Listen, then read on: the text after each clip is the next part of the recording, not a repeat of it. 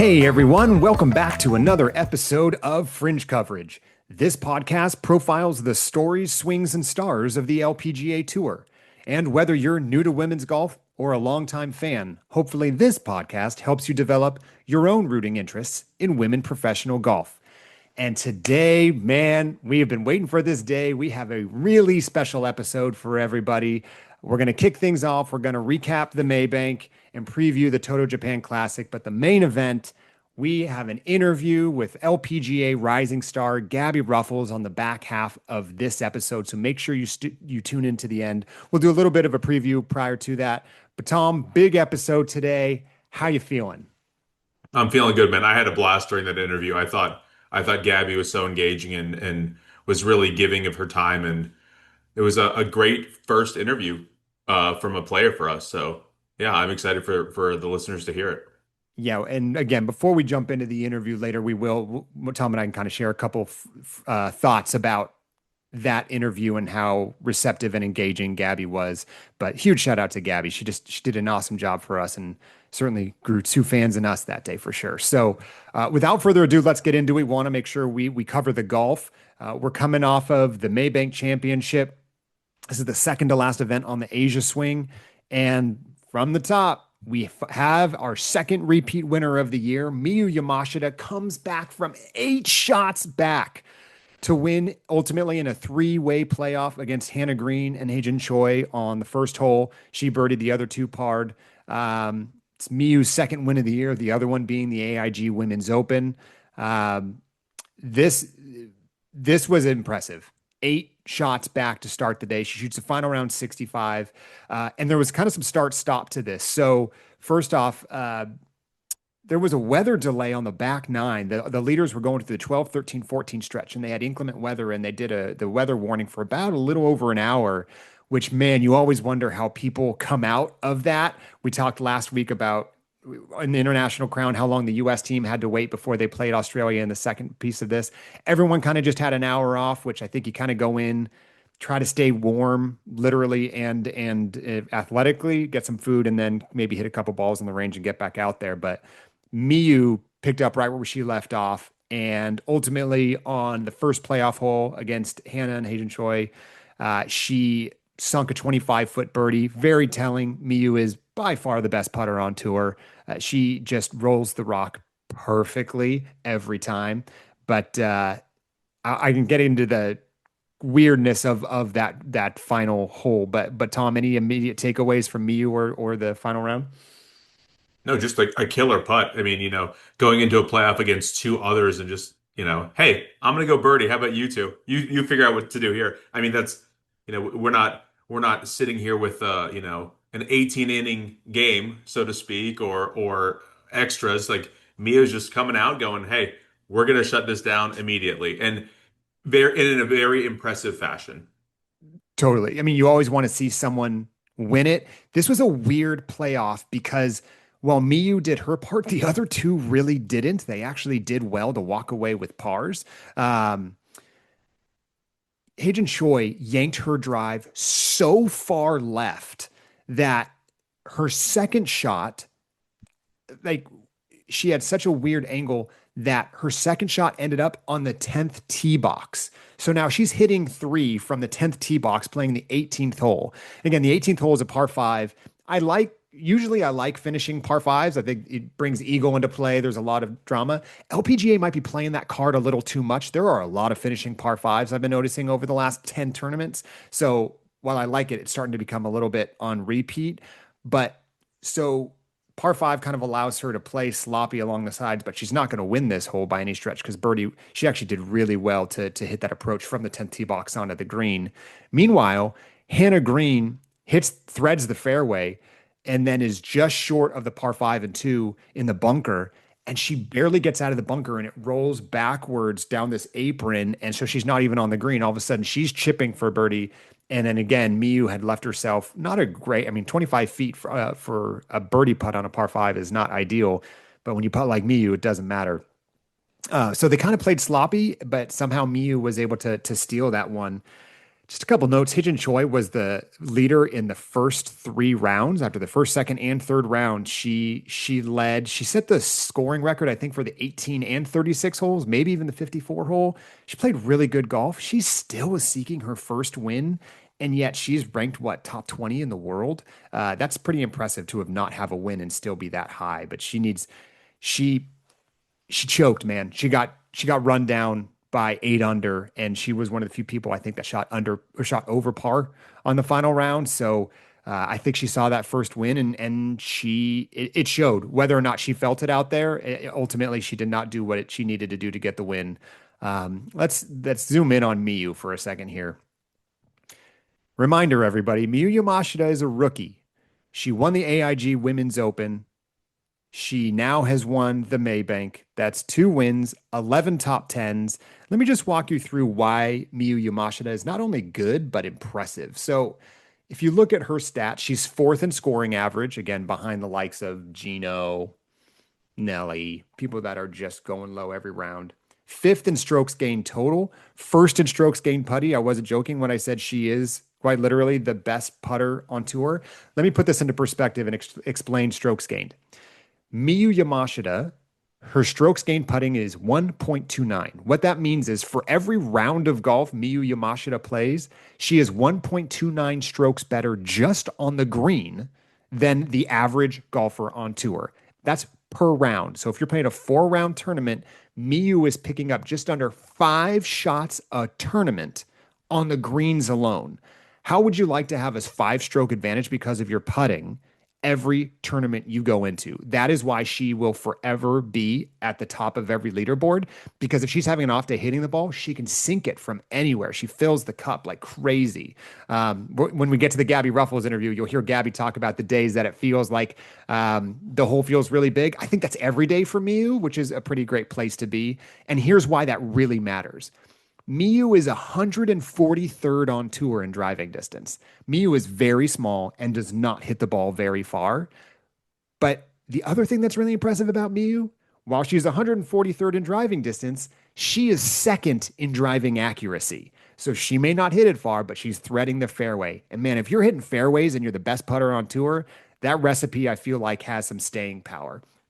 So where do we find ourselves now? She's third in this year's CME rankings. She's earned $3.3 million in her rookie year. That's third on the money list.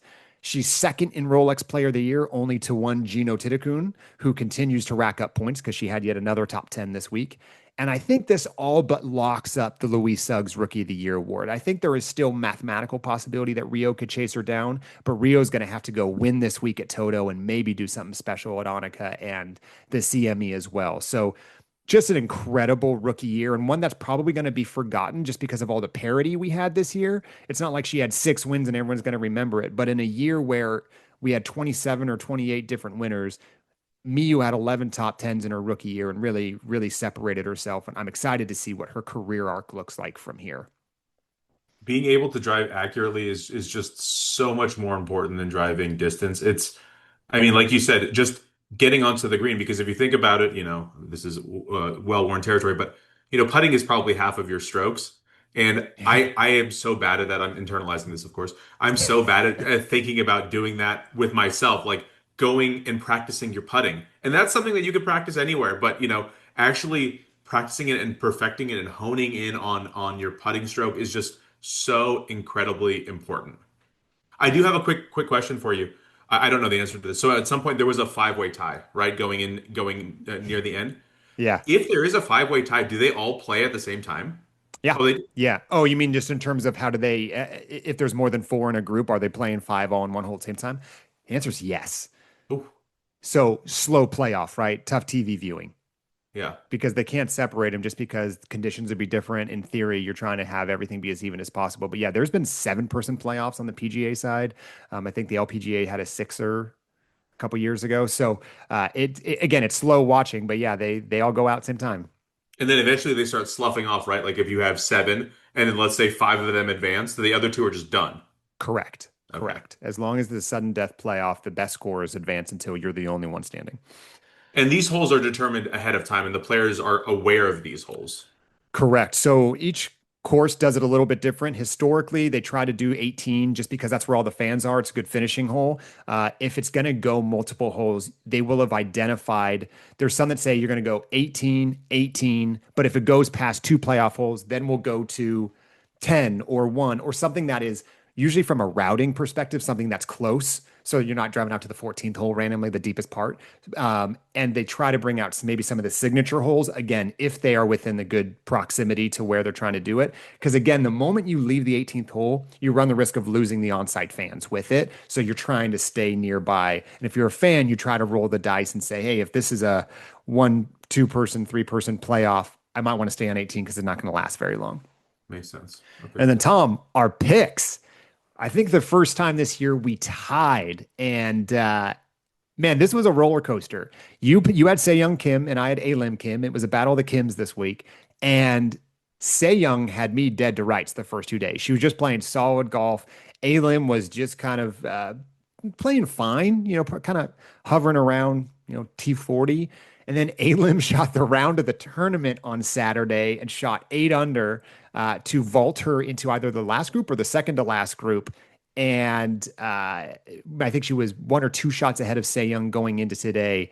And Se Young caught up with her and they ended up ultimately tying. So long story short, no blood this week. No one. I think we get the same amount of points just because I think we got a Hmm. couple top tens or top fives in there. But other than that, no head-to-head winner this week. And what that means for this week is you maintain your advantage from last week, so you get to pick first for our Toto Japan Classic. So well done on to both of us.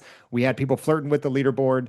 Um, I did get the and signature sheesh text from Mark on Friday at 9:54 with Alim Kim's 8 under, feeling good yeah, about himself. I had to reply with a Seung Kim birdie chip shot to kind of let him know, hey, it's not over yet, but yeah, the I was feeling undefeated streak myself. still continues. Three in a row for me. Uh, Is that what we're calling this now? A 3 week undefeated stretch of yeah. picks for you with a Hmm. tie? All right. All right. This week I'm going with Rio Takeda. Oh, you're just throwing out your picks now, huh? Yeah. Wow. Defending champion of the Toto. So we're just seeing a title defense this week. We're seeing, man, if Rio wins, that Louis Suggs Rookie of the Year award is going to get tight again. Hmm. I Oh, think we for didn't that, even I'm mention your call about anybody in the International Crown not being able to play well this week. yeah, I said no one was going to win from the International Crown. They were going to be gassed. Let's just call for what it is. Two of the three in the playoff played in the International Crown. Hannah being the other. Um, yeah, I thought Just they'd be wanted to put that out gassed. there before you made your pick this week, just to get in your head a little bit. You won't get in my head, but I appreciate what you're trying to do. But you just keep working on that 3 week undefeated stretch and start counting ties, however it makes you feel good inside. Hmm. Okay, well, since we're doing it, we're talking about the Toto Japan Classic. I'll give you my pick now. Can't believe I've left her this long. I'm going with Minji Lee. Uh, Minji, again, was really the star of the international crown on that final day in that semifinal match.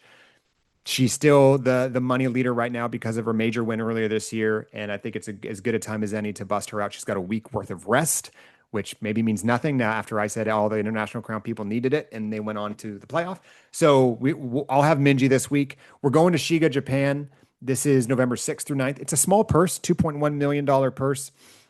Defending champion we mentioned is Rio Takeda. Last year she beat Marina Alex in a 6 hole playoff. I would have loved to see the routing of what holes they played because usually they probably went 18-10, 18-10 or something like that. And that was Rio's first career victory, kind of set her on the trajectory she went on to this year with her rookie year. That will be the last leg of the Asian swing before we head back to Florida for the Annika.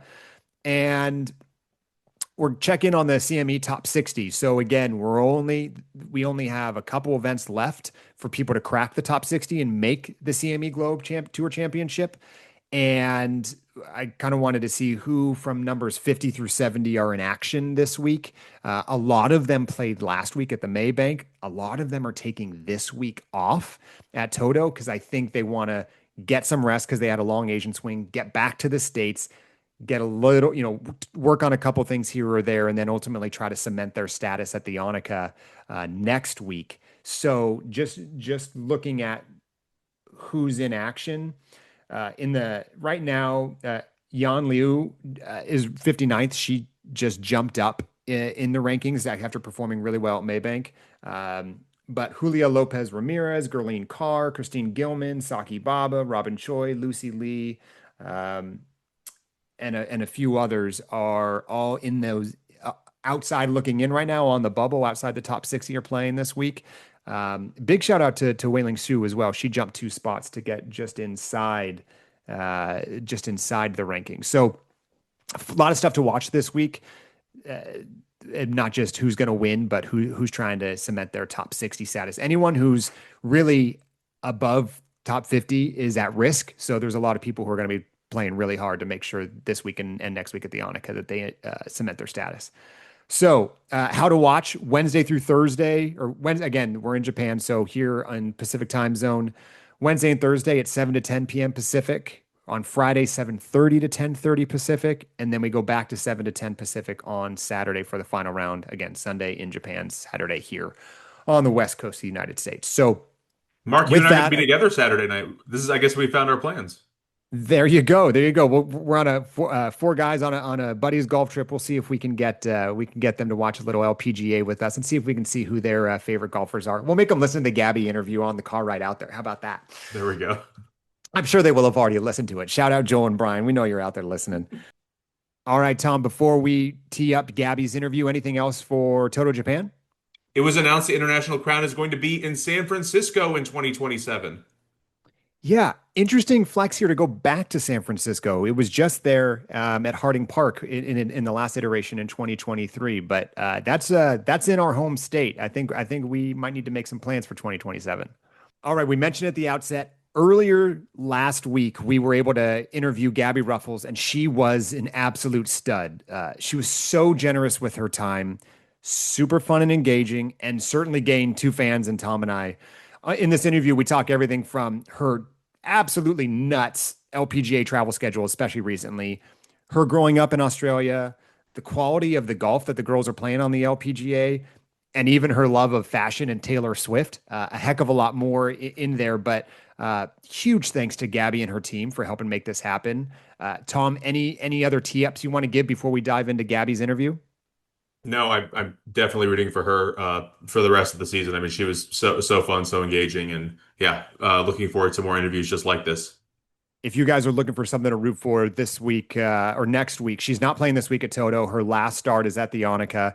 She has a chance. She's on the outside looking in for CME. She's going to need probably a top 5 at the Annika to have a chance to make the top 60. So if you enjoyed Gabi's interview and she's got a fan in you now, root for Gabi to do big things at the Annika next week. So without further ado, let's get to our interview with Gabi Ruffels. All right, we are now joined by Gabi Ruffels, one of the young rising stars of the LPGA Tour. Gabi's just finishing up her sophomore season on the LPGA, including a top 10 this year and a major at this year's Evian Championship.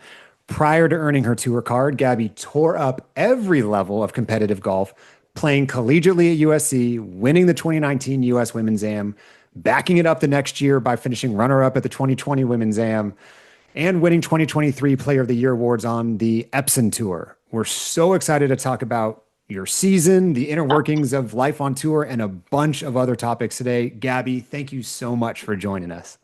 Yeah, thank you so much for having me. As I said before, it's awesome to have podcasts that are just, about women's golf and bringing women's golf to light. So, yeah, thank you guys for what you're doing. Well, we're so fired up to have you. I think first and foremost, we know you're coming off of a travel stretch here. Let's start here. Where are you right now? You've got an off week. Where do we find you today? Yeah, I'm back home in LA. So yeah, I've been here for the past year. I just came back from 3 weeks on the road. I was in Hawaii, China, and then Korea. I was meant to have an off week, spend the off week, which was the International Crown, which I unfortunately didn't get into. I was meant to spend in Thailand, and then I was meant to play Malaysia this week currently. But after 3 weeks, I just kind of called it. I thought it was just a lot. This year has been a lot. So much travel, as you guys have probably seen with the schedule. We kind of go everywhere. And I haven't had many weeks off. So I called it over there and wanted to come back for 3 weeks before, the last kind of stretch of the season in Florida. So you do get some rest, but I'm assuming you are still working on your game during your time off. Yeah, definitely. And with 3 weeks, it's kind of nice because you can have that period of rest. So I mean, last week I had that week off from golf, which I think is so important. And I'm starting to realize how important that is to kind of let your mind, body, everything kind of relax and be away from the sport. So when you do come back, you're fresh and you're energized, and you're ready to go and your practice is a bit better. But I mean, kind of this year, the schedule has been so crazy. I've just kind of had like 1 week off, which is so fast. And so you kind of give yourself like a Monday travel day, maybe Tuesday off, then you have to kind of get back into it Wednesday, through Saturday, and then you're traveling Sunday again. So, yeah, 1 week off, you do kind of get that little short kind of off period for a couple days, but it's nice to have kind of an extended period. So we mentioned off air last week we did an LPGA schedule overview of the 2025 season Yeah. to date, and detailed how crazy of a stretch, especially this stretch is with no off weeks on for those people that were playing in the International Crown and going straight to Malaysia and how you pick your spots. And you mentioned, I mean, your last 5 events in 6 weeks, you've gone Ohio, Arkansas, Hawaii, Shanghai, Korea. You've made what, over 20 starts this year. How challenging, we can walk through how many miles it is to travel place to place, but when you look at the season you've had and how you've gone about making your schedule, how challenging is the travel component of being on tour? And what are some of the things we don't see in terms of the challenges that come with it? Yeah, it's crazy. I'd say that was definitely a learning point from, the Epson tour. I spent 2 years on the Epson tour and then coming out to the LPGA. The places we get to go, I'll first kind of say the places that we get to go on the LPGA are amazing. We get to go to some amazing cities and some really cool places. I mean, just saying that I was just at Hawaii, Shanghai, and then Korea. Like who gets to do that in their job? That's Right. so cool. And went to Asia at the start of the year, Singapore and Thailand. And then Europe in the middle of the year for, I think I was there for a month or a little over a month. It's so cool and it's part of the job. And that's one of, the positive aspects of the job, but it also can be a negative aspect too. And the travel is absolutely insane. And so 2 trips to Asia and then a trip for, 4 or 5 weeks to Europe. It's just, I mean, for me, and I think a lot of girls would say the same, like I'm a homebody. I love being at home. I love having routine. I love kind of knowing what's going to be going on day to day, and you do not get that when you're on the road. And traveling, to each event is also tough. I'll just kind of give an example. So Hawaii, I was in Hawaii, and then we traveled on, we took a red eye on Sunday night, Honolulu back to LA, and Oh, then LA to Shanghai to get there on, yeah, it was crazy. To get there on whoa. Monday, yeah, to get there on Monday. I think I got there Monday at like 5:30. And then you get there and then it's Tuesday and then you have to practice. Like you cannot take time off. Like you have to be ready to go Tuesday because you have to learn the golf course. I haven't played this golf course before. So Tuesday, I felt horrible. My physio was like, "Oh my gosh, you look horrible." Like Thanks. I didn't even know what planet I was on. What anyway. So Tuesday, Wednesday, and then you have to be ready to go Thursday. And then traveling from where was I? I'm getting all my places mixed up. Shanghai to Korea, we traveled on the Monday and then we took a 6 hour bus ride on Monday to get to Korea. The place that we played at was What? amazing. It was amazing, but we flew into Incheon. There wasn't a closer airport, so we flew into Incheon and then it was a 6 hour bus ride to get to the airport. So even that, so that and then your Monday's and then okay, Tuesday again. It's like I don't know, you just kind of feel like you can't Like like breathe. Groundhog Like, oh Day. my God, yeah. Yeah. So just kind of that aspect that was really tough. And I think that kind of contributed to me kind of calling it after 3 weeks and being like, I just want to go home. But yeah, it's as much as it is cool and fascinating to go to these, really fun places, there's so much that goes on getting to an event, kind of like I just said. But yeah, it's great, but it kind of does have its setbacks as well. But yeah, it's fun and hopefully, it can kind of get better down the road, I guess. That is something I never thought of Yeah. before we started this podcast, and Mark brought it to my attention. Just looking at all the different stops that you have to make from, in 1 month, you could be in three different continents, and it's just, the viewers, we take it for granted that, oh, these golfers are ready to go come Thursday, and hopefully they perform well, and it's just the toll it must take is just something that never even crossed my mind, and yeah, that's a crazy endeavor. Ugh. Yeah, yeah, no, it's crazy. And I think it's even harder for the girls, the international girls that I don't Yeah. even kind of process because, I have a great base in LA at the moment and my family's here, which is nice. But I mean, some of the girls, even the Australian girls that I'm friends with, they don't get to go home for long stretches of time because it's so far away. And they're always living out of a suitcase and they're always kind of, staying with other people. They're staying in hotels or Airbnbs, and it's never like you have that home environment. You're never around like your family and your friends, and you can be away for such a long period of time. So I have so much respect for, all those girls that have to do that year in, year out. I mean, you mentioned the Aussies. I mean, that by far the most geographically challenged, right? Of where the tour stops are, or in this case, are not. I got to ask you. mentioned this off air. We're just coming off the International Crown. We got the Maybank going off actually in a few hours here. Where are your allegiances when you are rooting for the International Crown? When you see U.S. Australia, for the listeners' sake, maybe give a little bit background of why I'm asking you the question of U.S. versus Australia, and then who you're rooting for. Yeah, so I mean, as you can tell by my accent, I grew up in the US. I was born in Orlando, Florida, and then lived in California until I was 9 years old, and then lived in Australia until college, basically until I was 17. So I've spent most of my life in the US, but obviously, I mean, I spent 9 years in Australia and started playing golf in Australia, and Golf Australia, is one of my sponsors, and I'm part of the rookie program, and most of my team is, with Golf Australia. So I will always represent Australia. I love it. It's home. I may not sound Australian, but it's in my heart. Um, and Golf Australia has supported me so much. And, some of my, really good friends out on tour are Australians. And so, yes, I was definitely rooting for Australia. And I'm so, so excited and so happy that they won. They're just a great group of girls. And, they really performed well as a team. And I thought they would because the camaraderie between the Australians is amazing, and people don't see that either. They all stay together and get dinner with each other, and they're really just really good friends and really rooting for each other, which I feel like you don't get that much out on the LPGA tour because you're like playing against each other. But yeah, it was really cool to see, and for Minji winning MVP, she's done amazing this year, and it's so cool to see. And yeah, I hope she wins Player of the Year. So, I mean, I got to follow up. You mentioned Minji. So, when you have an off week, I mean, most of the time you don't want to be watching LPGA golf because you want to be playing it. Yeah.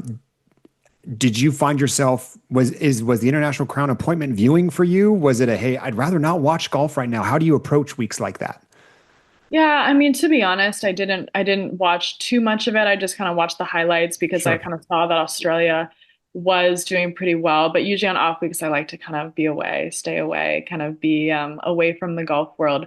But yeah, it was so cool to see that. And those girls work so hard. And I know the physios, I know everyone behind the team and the parents and all that kind of goes into it. So I was really happy to see Australia win that. Well, let's get into a little bit of your game, and we'll tell some of your story for you, so you don't have to tell it for the 8 millionth time, because you obviously have a very interesting past. So, Gabby's parents were both professional tennis players. Gabby and her brother Ryan both played competitive tennis, and Gabby hung up the rackets and took over the clubs. Gabby, how old were you when you first played your first 18 holes? I was 14 and a half. Shit. Yeah. Okay. Now I just wish I hadn't asked. Thanks for that. And to all of you golfers out there, there's a chance she started when she was 14. Okay. So we mentioned in your intro that you had an incredibly successful amateur career, winning the U.S. Women's Am in 2019 and getting within a Roseng distance of a 2020 title as well. You have seen success at every level, and you've been on record as saying now that you've made your way to the LPGA that you wanted to focus on the difference of what you saw in levels was what the ladies could do inside 100 yards and really trying to refine that skill set. As you look at trying to improve any part of your game, how hard at your level is it to make a measurable improvement truly in any facet? I don't care whether it's short game, long game. You're known, obviously, you're a very good driver and ball striker. What goes into uh, taking on that type of a challenge to refine a specific part of your game? Yeah, what goes into that? I mean, it's tough. And I mean, I think it's the willingness to try and improve and to seek out new information and not being stubborn with that. And Mm. I feel like I'm proud of myself that I have, done that in the past year. I feel like my results, haven't been that great, but I've been working hard, on my swing, with my swing coach and, trying to improve. And you're always trying to see like where you can possibly improve. And, yeah, I mean, the girls out there are so good. Sometimes I'm out there watching and I'm like, I'm a fan. Like I'm a fan of the LPGA and I'm out there watching and I'm like, God, these girls are so good. And, it's tough to win out there as we've seen this year. Like, I mean, we've had Gino is the only one that's won twice, and it's been so many, different winners. So you're constantly trying to improve your game and trying to see what 1%, like 1% better you can be. And yeah, it's definitely tough. It's definitely tough. You have to be open-minded and willing to work. And like I said before, it's kind of tough also during season to make changes because it's so, I mean, if you have 1 week off, like, it's just kind of rushed. It feels rushed.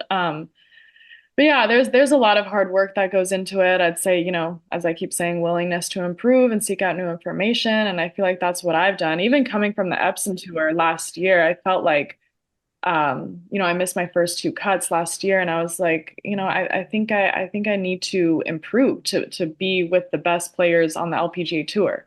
And I think, being, even having a good year on the Epson tour, like that's not enough to be like top 10 on the LPGA tour. So, yeah, it's just always trying to improve. And I think me and everyone else out there. Man, the thought of what like 1/100th and decimal points differences in like strokes gained matter of how much you can jump is crazy. Like you look at scoring averages or anything else, a shot here or there is an amazing difference. And whether it's proximity to the hole or whatever it is you're working on, it never ceases to amaze me how granular you have to get and what success looks like. I imagine it must be so hard just to see it and feel it versus I don't know how much you're diving into stats, but is it when you're seeing success or improvement, is it feel based for you? Like how do you look at results on something like that? For sure. And I think it's kind of intuitive as well. I was kind of talking to my coach about this today. As a player, I feel like when you are improving, when you're doing good things, when the ball is coming off the club face a bit better, a bit straighter, a bit further. I feel like I don't use many stats or anything like that. I do have a GC quad and I look at my numbers. And I have a few kind of like measurements that I'm kind of looking for there. And that's where I see, okay, if I hit a good one, this is the numbers that I want.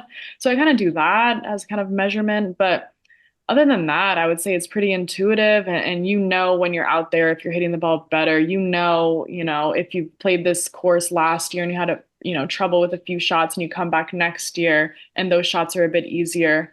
Um, Hmm.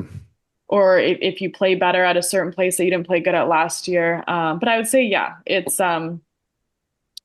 quite intuitive and like within yourself if things are getting better.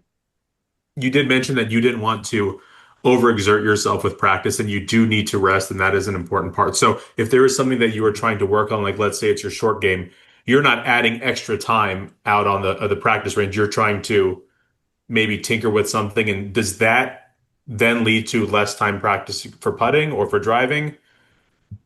Yeah, it can. It can. That's something that I've had to do as well, but it's just like balancing everything and obviously having more time off is good. And if things don't feel good, I would say, taking a couple of weeks off is good. So kind of you don't feel as rushed to try and kind of put everything into that week off practice because then you're putting in a lot of hours per day if something feels off.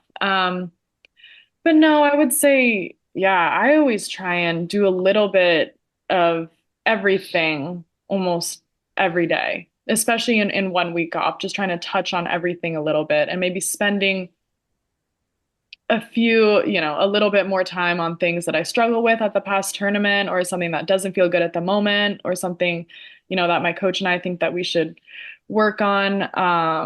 But yeah, I mean, yeah, like I said, I don't look at stats too much, so I think that's intuitive too, what you need to work on. But yeah, I think it's just having a good plan every day and yeah, balancing rest and practice. So you've mentioned feel a couple times, intuition a few times. There's a Tom. So Tom and I are just sports nuts in general. You listen to this podcast, you're going to hear us reference. Tom's going to reference hockey. We're going to reference basketball.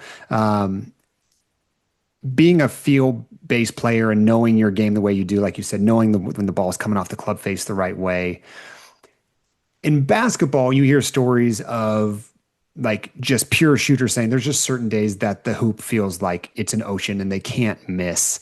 Um, what is there a version of that in golf for you? And if so, how far into a warm up or a round do you get before you have it, whatever it is that day? Yeah, it's funny that you say that, but yeah, I feel like it's called flow, right? Like the flow state. Um, and I experienced that mostly with putting. Like with putting, it's so like hit or miss. I know everyone probably can attest to that, but there's some days when you're just like looking at the hole and you're like, this is going in. Like this is going in. Like I could aim, it's just you have that intuition that it's just gonna go in, and that's when like the best rounds come. It's almost like you don't even have to read it as much. It just kind of like see hole, hit putts going in. And those I wish I could have, I would I wish I could know how to get into that state more often because yeah, that would be amazing. But yeah, you just kind of never know when it's coming and it's just, you do your best with practice and prep and everything, but you just kind of if we all knew, if we all had the secret recipe, then we'd all do it. So but yeah, I would say with putting, those days are great. And I wish they would come more. But even say ball striking, it's funny that sometimes on the range when I'm hitting it really bad before, I'm like, this might be a good day. Like this might actually be a good day. And sometimes when I'm like striping it on the range before, I'm like, ooh, like sometimes I don't have my best days. So I don't know. Golf's so weird. You guys would all know that play. It's so frustrating. It's so weird. Like you just never know. But that's why we all keep coming back, right? I It's, mean, it's envisioning easy like an for us. angels in the outfield situation where, an angel comes down and you just go, oh, she's got an angel with her. And she's like, Yeah. no matter what happens right now, it's just going to work out well. Yeah, I know. I need that angel more often. Tom, what else you got? Let's see. So, after two strong seasons onto LPGA, what would you say you are most proud of so far? Be nice to yourself, Gabby. Yeah. Yeah, we all need to be nice to ourselves. I would Uh, say I would say just kind of going off what we've spoken about, like willingness to improve and willingness to seek out new information and, kind of get past stubbornness and kind of your old ways of doing things and seeking out you know, looking at what the top players are doing and trying not trying to emulate, but also trying to be yourself, but trying each and every day to get to my goal of, trying to be a top 10 player, trying to be, hopefully the best player. And I'm proud of my work ethic. I'm proud of, my attitude and the way I kind of go about things and always trying to improve. And it's tough. Golf can be tough and you have, a miscut or a bad result and you can kind of get mad at yourself and doubt yourself. And, everyone goes through that at any level. And it's tough to kind of pick yourself up after, not great results and kind of hold your head high and keep going. But I'm proud of myself and like the way that I've dealt with that and just kind of waking up every day and trying to improve and seeing how good I can get. So that's what I would say. Well, I'll let the audience know how what humility looks like for you. You just finished your second full year on the LPGA. We were looking back at some stats before we started of your overall major record, including before you were even on tour. Our stats show you're 14 of 19 on cuts made Mm. in majors. Gabby, That's nuts for someone who's a second year full-time card carrying member of the LPGA. It seems like when golf gets harder, and I use that term loosely as if I have any idea what major course conditions playing are looking like. I mentioned at the top, you had a top 10 this year at the Evian. You've seen success, at least in making cuts, where a lot of your peers aren't there on the weekend. What is it about major championship golf that seems to bring out the best in you? Yeah, I love it. And I actually didn't know that stat. So thank you for that. That's There you cool. go. Um, yeah, I love it. Always have. I mean, I got a few starts when I was an amateur too, and I think that's probably included in there. And I did pretty good in those. But I think majors, ball striking is key. And I think mental is key as well, staying patient, staying in it, not getting too frustrated and not getting too down because it's tough. It's definitely tougher. It's mentally tougher. I mean, physically tougher. The golf courses are way more challenging. But I'd say ball striking and mental. And I think those are two of my strengths. And I would say that, that kind of is what I rely on. And during a major, yeah, I mean, I think, the best ball strikers, and if you kind of keep yourself in there and be patient mentally, then you'll do really well. So hopefully I can just keep improving on that stat.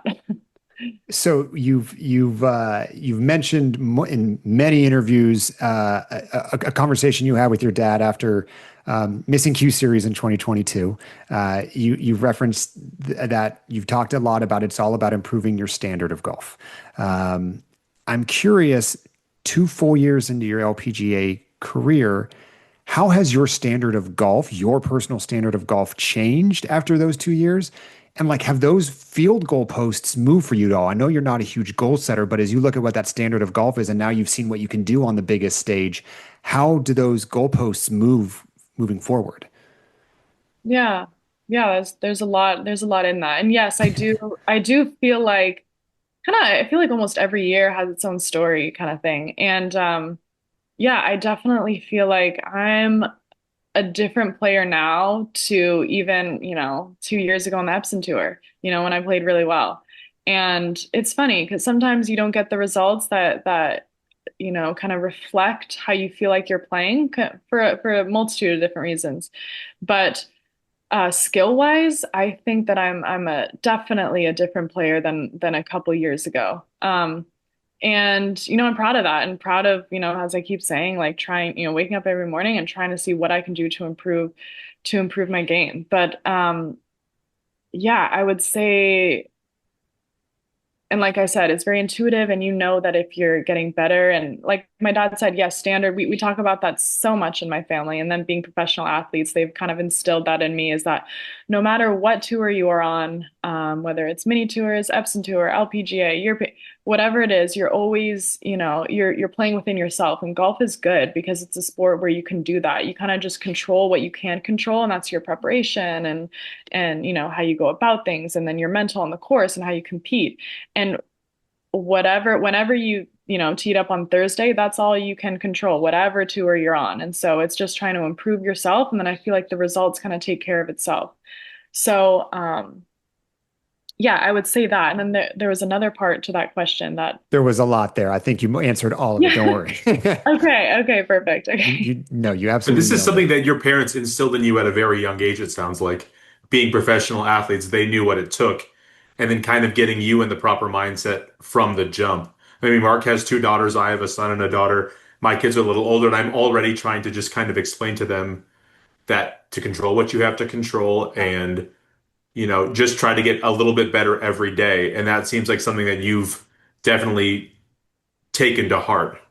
Yes, for sure. And I think the control what you can control is such a huge thing because I mean, parents or even us as athletes, we can get so into results and just looking at results and that brings about stress and anxiety and stuff. I mean, you just literally cannot control the results. There's 143, 144 other players that are also playing the same golf course and different conditions and everything like that. So it gives me a lot of peace, kind of having that mantra of controlling what you can because, every day that's all you can do and that's giving it your absolute best. And that's, what my parents have instilled in me. And yeah, they've been so good with that and just, yeah, trying to give your best every day and whatever happens, happens.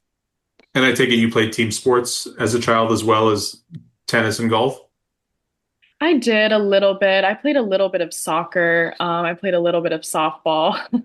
Um, but other than that, I mean, tennis was the major one that I played until I was 14.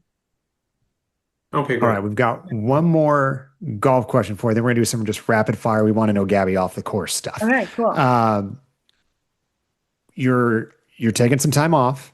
Hmm. I think we've got you scheduled as your next tournament is the Annika. Hmm. You still have the race to CME somewhere in your sights here. You're currently sitting 68th on the list. Again, top 60 go. This is my way of not putting any additional pressure on you, Gabby. So you're welcome for Thank the you. reminder you didn't have about it already. Um, how, what does the rest of the season look for you from the Annika and beyond? How are you approaching what's left? Yeah, I mean, I'm looking at it, with positivity, and I feel like I'm playing well. And I spoke about that, to my coach about that today, is we still have, one more tournament to try and get into the CME, and that would be awesome if we could do it. And I've played well at the Pelican before. I know that golf course. I played there 3 times. So yeah, hopefully we can have a good week. But if not, like kind of just going back to controlling what you can control and standard and I'll enjoy the off season and the next year will come by so fast and it's what already starting back up end of January, early February. So Jeez. it's just, keep trying to improve every day and then next year is, going to be around the corner if it doesn't happen, but I'm going to give it my all at Pelican and work super hard these next couple of weeks and prepare as hard as I can and we'll see. All right, Tom, Fantastic. let's We'll be have some rooting for fun. you. Yeah. All right. You've been pretty outspoken about you being interested in fashion on and off the course. Who would you say is the most fashionable player on tour? And if you want to say yourself, go for it. Best dressed, Gabby. Let's hear it. Best dressed. Okay. I love this topic, by the way. I would say I'm not going to say a player, but I'm going to say a brand. Great. Um, other than Nike, like I love Nike and Okay, I, okay. I just want to say, okay, but I love what Malbon Golf is doing. And I think that is so great. And I would love to see that more in women's apparel in golf. And I think that would elevate golf so much for young girls. I feel like Malbon has kind of taken streetwear and combined that with golf. And I feel like you can wear a lot of this stuff, out to dinner or out to shopping or stuff like that. And I feel like that's like that kind of style streetwear is making golf cool. And I think golf needs that. And I think for young girls, like looking up, wanting to play golf, golf is not cool. Golf is not cool for girls. And I feel like the fashion aspect can change that so much. And no, Nike, I feel like Nike does a great job with that too. And a lot of the stuff I get complimented on is like the sportswear stuff, as I just mentioned. Um, but kind of, yeah, blending golf into more streetwear, kind of outerwear style. So, okay, best dressed on tour? You want me to? Okay. I would say like even maybe like a Charlie Hull or Natalia Guseva. Hmm. I feel like they always dress super nice and it's kind of that streetwear Malbon vibe. Well, I love that answer. I mean, my entire closet is just full of golf clothes that I won't even wear on the golf course because I don't want to get them all Yeah. sweaty and dirty. So I just own all these polos and joggers and hats, and I just go, well, these are golf clothes that I will not wear to golf. Yeah, exactly. And I think that golf should be like that. Let's make golf cool again. There you go. I can't wait for the Ruffles line to come out from Yeah, Nike. there we go. Come on, Hopefully come on. someday. Hopefully someday. I mean, right now, my 3-year-old's in the back playing with her plastic golf clubs, wearing a Rapunzel dress. So she just Oh, does it all at one time. So maybe who knows? Maybe girl. princess dresses are going to make their way onto the golf course if my daughter has anything to say about it. Yeah, hopefully. Okay, I mentioned we want to know a little bit about you off the course before we get you out of here, Gabby. So we know you're a bit of a foodie. We know Mhm. you like your coffee. Mhm. Favorite food stop on tour? I mean, you can't beat New York City. You cannot beat New York City. I love that tournament. My favorite tournament, Liberty National. We play in New Jersey and then you take the ferry over and you stay in what's it called? Battery Park City in New York. New York is one of my favorite cities. The best food, the best coffee. I love it there. So I would So food and coffee, both New York. both New York. I'm going New York, and I would also be biased and say LA as well. LA has some good food, Venice, Santa Monica area. Even where I'm at, good Asian food as well, and the coffee here is good too. So yeah, New York and LA, but New York wins. New York wins. All I right. feel like I could take a vacation from San Diego to LA and just eat at all these different restaurants that I want to try. And someday I will. Mark, you and I are going to go play golf. We're just going to eat at all these different Perfect. spots. Perfect. So good. I can give you some recs if you need it. Oh, Please, please yeah. do. We're just down the road. Yeah. Okay. So, Funniest player on tour.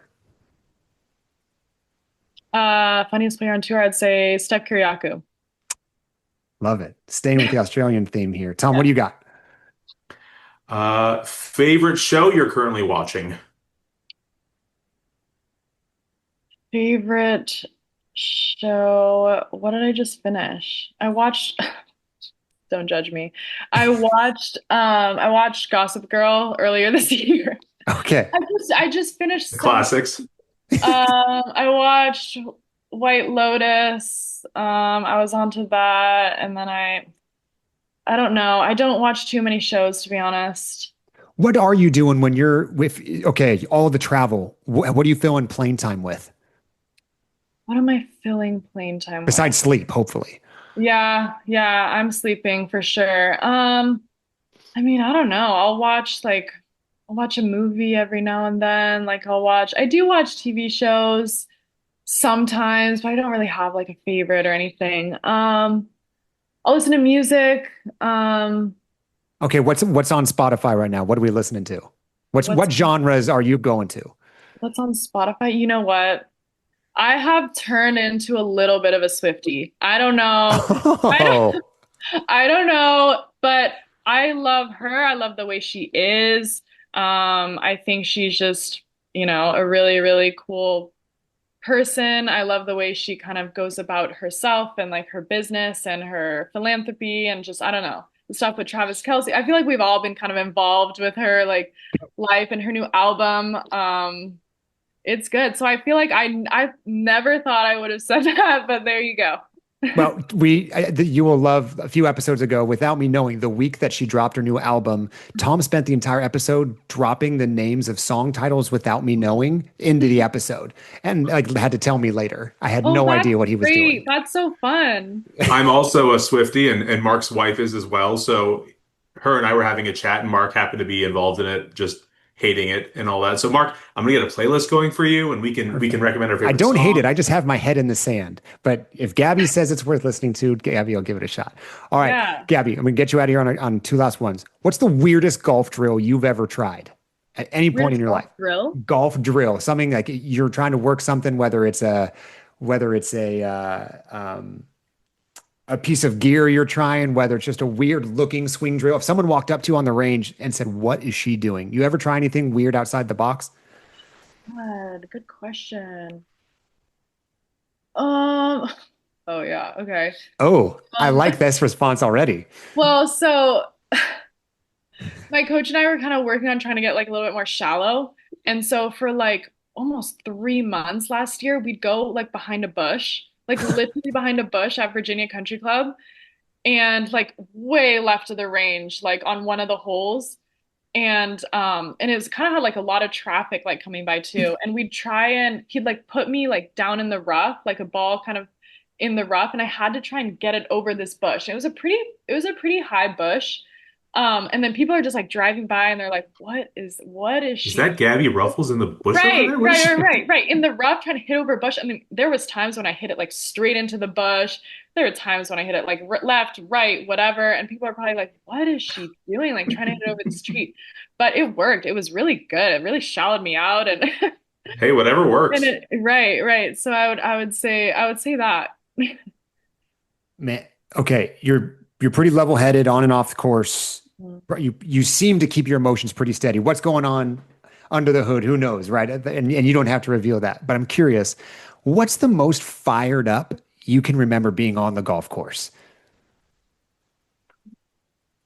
Like a team thing, I would say, in college. I feel like team things bring, as you can see by like Ryder Cups and Solheim Cups and stuff, team things just like bring something out of people, and people just change from their normal kind of reserved selves and stuff like that. But maybe in college, I think I was like watching back something the other day, and I did like a huge fist pump in like the quarterfinals or something, and with my team, went back and we were like jumping around. And I feel like I personally don't get very like animated or anything like that. I'm pretty calm on the golf course. And yeah, I feel like team things just like bring it out of me. So I would say sometime in college, maybe like an East Lake Cup or something like that. Um, or maybe a US Amateur, actually. I showed a bit of emotion. I figured that might at least make its way somewhere in there. Yeah. I think a US, like the first US Amateur with Albane, like going down like the 36 or the 34th, 35th, 36th holes. I think I had a few fist pumps in there, which I don't normally do. So yeah, I would say those two. Okay, last actual question. Mhm. What does a Ruffles household gathering look like when you've got four professional athletes? Do competitive juices always flow, or do you like are you guys afraid to play each other in a board game because you don't know how it's going to play out? Like how do your competitive juices come out in family gatherings? People ask me this, and it's actually not really, to be honest. Like my You guys dad, let it all out on the course? yeah, my dad is, I mean, anyone that knows my dad knows that he's probably the most chill person on the planet. Like nothing bothers that man. He just, I mean, he's very retired at the moment. Very He does retired. not play any more tennis. He coached for a long time, does not want to be involved in tennis, barely plays golf really, but yeah, I love his company, and he definitely doesn't get very competitive. My mom's a little bit more, actually, my mom's pretty competitive now that I think about it. I will go and play if I go to the desert and visit them, I'll play golf with her, and she is not letting up. Like I will give her 12, 14 shots, and she knows every single shot I'm giving her, and she will not give me many putts. She makes it tough. So Oh, I think she is where the competitiveness is brought out in the Ruffles family. okay. And then my brother, yeah, actually my brother, we're pretty competitive. Tennis, golf, you name it. I always want to beat him. He always wants to beat me. But yeah, it's normally just kind of like on the sporting field, I would say, not really in anything else, but it's fun. We did watch you and Ryan do battle in both tennis and golf on his YouTube channel. We Yeah. did. I'm Yeah. sorry. Yeah, we won't say who won those. Let's just say that. No. It was engaging content, right? Right. It Yeah. was great. Let's just leave it at You that. did him a favor by going on his channel. That's the takeaway, right? Exactly. You know what? I always say I let him win because it was his channel. He hadn't won before in his channel, so I Yeah. like let him win. I'm So That's a good about sister. That's all nice of that you. is. exactly. Thank you. I appreciate that. Gabby, we cannot thank you enough for joining us. This has been an absolute blast. You got two fans in us right now. We can't wish you nothing but the best. Especially, I hope you just kill it in the Annika. Go do some damage. Just go win it and just go make your way into the CME. Okay. Yeah, awesome. Yeah, thank you guys. Thanks so much for having me. I appreciate it.